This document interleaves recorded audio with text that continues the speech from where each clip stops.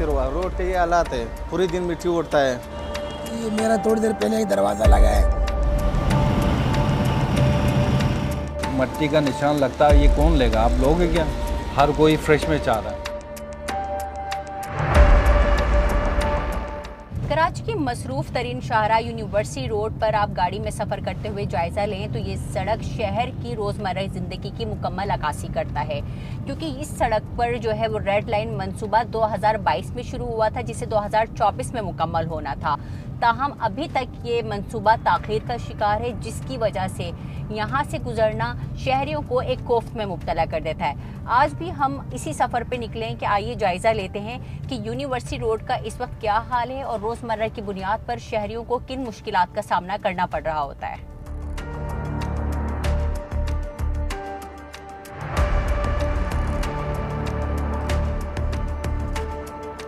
बारिशों के दिन में ज़्यादा मसला ख़राब होता है, तो रोड का ये हाल है यार। इसका 3-4 महीने हो गए रमज़ानों से पहले। काफ़ी अरसे से ये रोड जो है ना, इस हालात में अभी भी यानी कि बहुत तकलीफ है आवाम को, लोगों को बहुत ज़्यादा तकलीफ है। 5 साल से रोड का यही हाल है, कोई फुरसान हाल नहीं है। चाहे ये रोड हो, पिछला रोड हो, यूनिवर्सिटी वाला पूरा रोड हो, यही हाल हुआ है। गाड़ियों का बहुत सख्त नुकसान होता है, ट्रैफिक भी जाम रहता है बहुत ज़्यादा।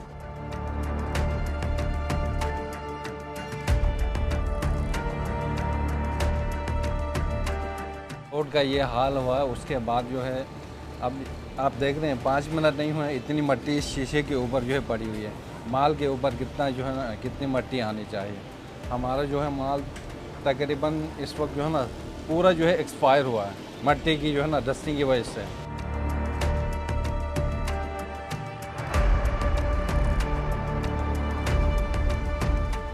ये वक्त है कि मुताल्लिका इदारे संजीदगी का मुजाहिरा करें ताकि कराची के शहरियों को इस अहम मंसूबे के समरात जल्द अज जल्द मिल सकें।